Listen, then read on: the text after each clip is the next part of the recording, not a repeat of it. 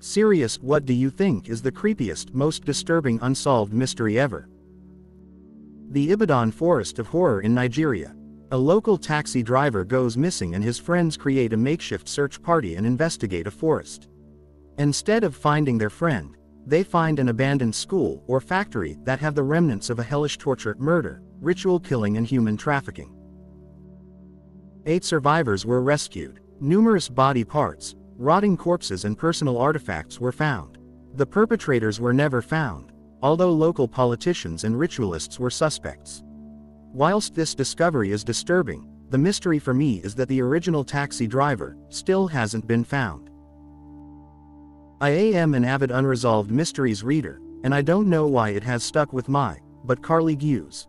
16-year-old girl called her stepmother to pick her up from a party, reportedly was too scared to sleep because she thought someone would kill her, and the next day she disappeared.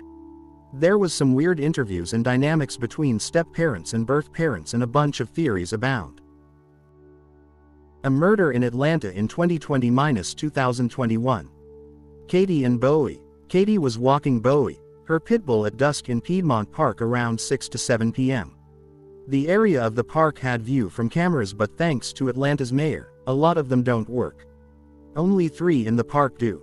And unfortunately it wasn't any of the cameras near Katie or Bowie during the attack. The bodies were found completely mutilated. Disturbingly mutilated. People in the area said that they heard her screaming, begging, basically being murdered, but nobody was able to see anything from their rings or windows. They only called police. Katie's eyelids were sliced off. She was gutted but going upwards, from her pelvic region all the way up to her top chest cavity. Bowie. Her pit bull fought like hell. He fought so hard, and was brutally killed by the killer as well. So many stab wounds, but Bowie was able to get some of the killer's DNA during a bite. I've never seen or heard the police ask the community for help like I did this one. The thing is, there's a large homeless population in that area. Nobody ever reported or put online that they witnessed someone who was bitten or mauled by a pit bull. So where did the killer get treatment? There's theories on who it was, but Atlanta is so giant and packed with people that this case may very well never be solved. One theory is that this was the beginning of or peak of a serial killer. Another theory is that there were 2 attackers. A third theory is that it was a homeless person, nomad. And a final theory is someone who they might have known. The thing about Atlanta is that everyone goes to the park they were murdered in, and the area of the park was partially but not completely isolated. Her fiancé hadn't heard from Katie, so they went looking for her on their normal walking route and discovered their brutally murdered bodies.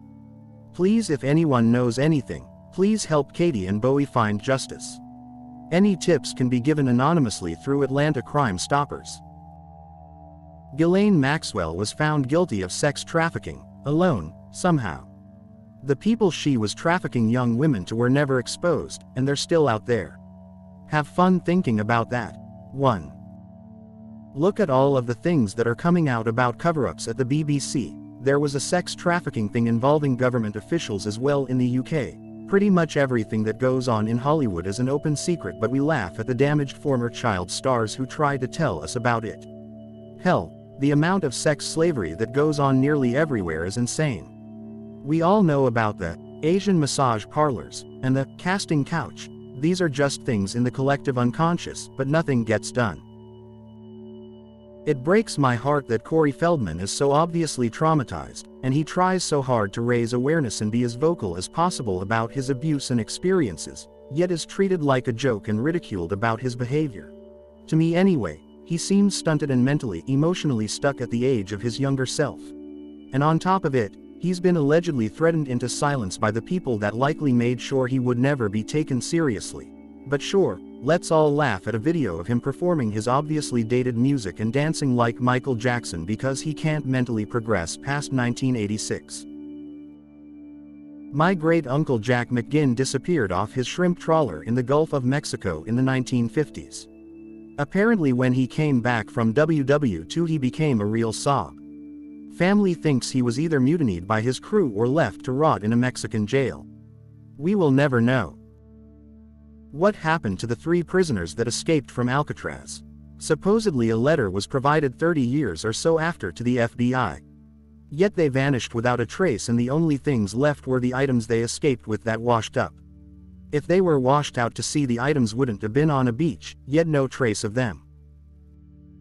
The ghost ship of the Mary Celeste. It was an American merchant brigantine discovered adrift and deserted in the Atlantic Ocean on December 4, 1872. Ship's cargo was intact, and captain's and crew's personal belongings were undisturbed. None of the 10 people who had been on board, including Captain Briggs, his wife, and their 2-year-old daughter, were ever seen or heard again.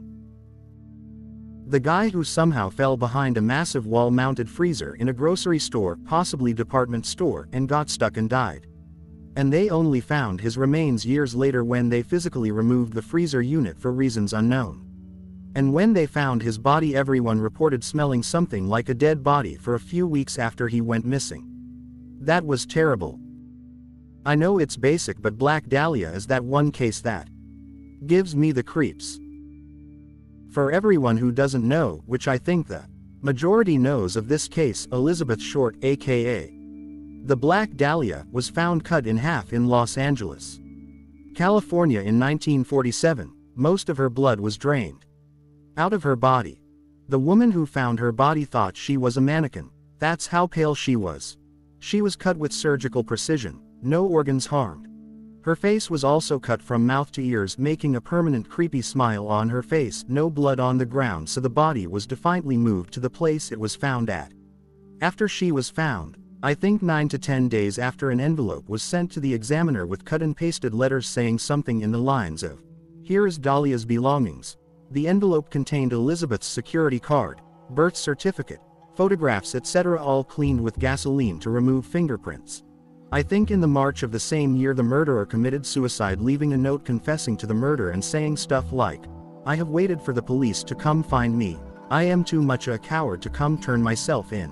This is the best way out for me." His clothes were found, and this note probably had fingerprints on it, yet no one could identify the killer, and the killer is still unidentified to this day. This case always brings me the chills because he has to be a trained professional to make those cuts, and he has to be so sick to even think about doing that. He said he killed himself, but can we be even sure? No body was found. That case where a picture of a tied-up woman and little boy with duct tape was found. Neither of them have been seen or found ever again. Still haunts me. Forgot the name. Or that case where a woman was probably kidnapped from a Disney cruise ship and people saw her on an island as a prostitute. She was probably being used for sex trafficking.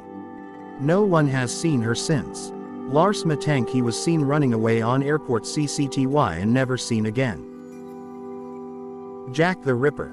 There's a few victims compared to others' cases, however the way it was done is horrible. It's a mystery unsolved since 1888, and that will never be. When you know that during that times, London smelled, was hidden by a thick fog, everything was dirty, and the people all struggled despite the industrial boom. Imagine when you are from the lower class ever, knowing a serial killer is outside and you literally have nothing to protect you. The policemen were useless. It happened quick, and the killer disappeared. It put London in terror. The Las Vegas mass shooting is the worst such event our nation's history, and law enforcement basically told us nothing. Yes. Also, maybe I've just missed it, but it's almost like the vast majority have somehow just forgotten about it. I don't think I've seen anyone speak about it since the first anniversary. Precisely because there's no narrative attached to it. Humans remember stuff more readily if there's story and detail built into it. The Vegas shooter did everything he could to conceal his motive, and his life was unremarkable. There also wasn't much political discourse in the aftermath, since the device he used to make his gun, full auto, is pretty easy to make yourself and isn't really legal anyway. It's weird how some things live in the human consciousness while seemingly objectively worse events disappear, but I think it has everything to do with how compelling the story behind the event is, and the Vegas shooting was strangely bland outside of the massive death toll. You summed it up perfectly. The Vegas shooter hit a really high number of killed, which should make it a horrific story, top of mind when it comes to mass shootings, but there was no story for our human brains to latch onto but a massive number, which our brains just don't grasp. There's no conspiracy, just no story. I will add one interesting detail though. Later reports stated that he put a second set of high-powered rifles in a connected hotel room. The door to that room was locked with the key locked in there too. His plan, it seems, was to lure cops into the room he was shooting the concert from and ambush them from the second room using his second arsenal. But for some reason the door closed and he didn't have the key. Realizing he couldn't get to his other guns and the cops were coming, he had wounded a security guard on the hull, so he knew they were on their way. He killed himself instead.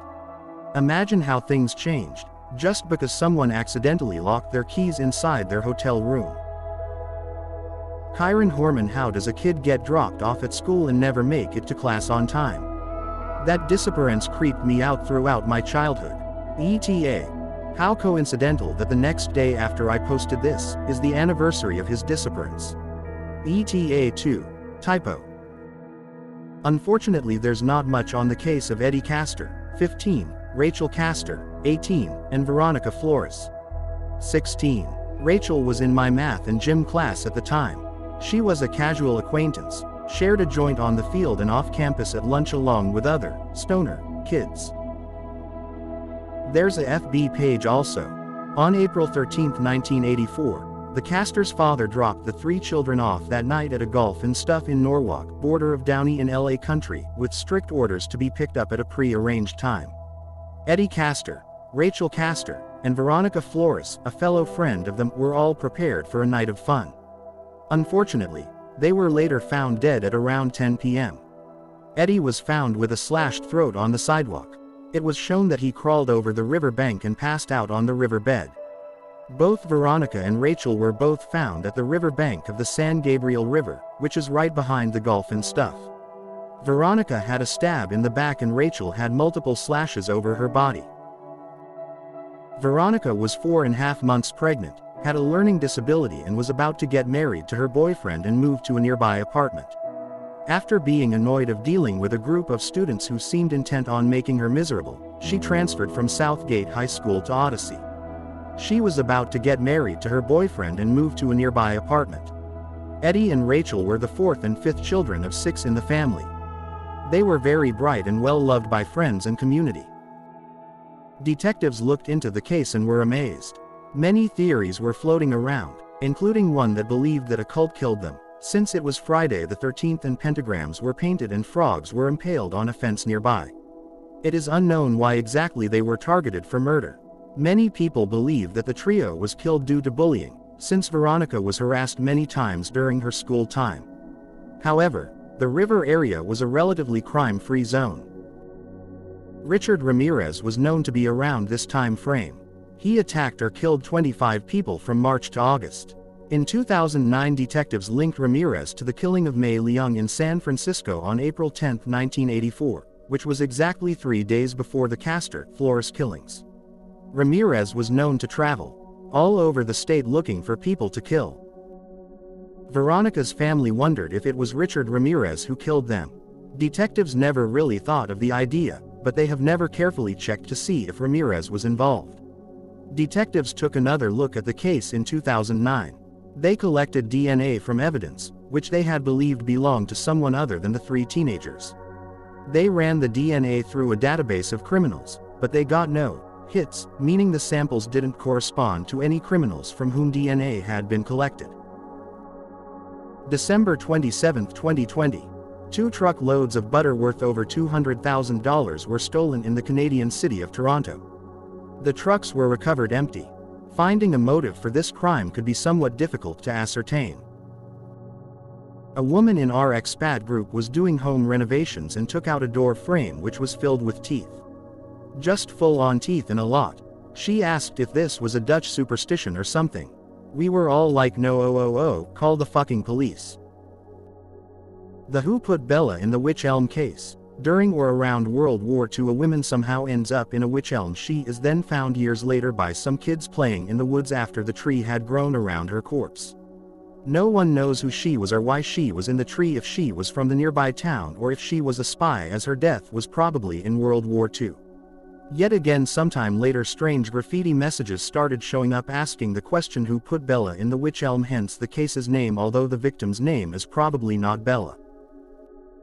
Lavina Johnson murder. covered up by the most powerful military in world. In one of their most controversial wars, evidence of rape and battery with a gunshot wound to the back of the head. Labeled a suicide, and the media never covered it.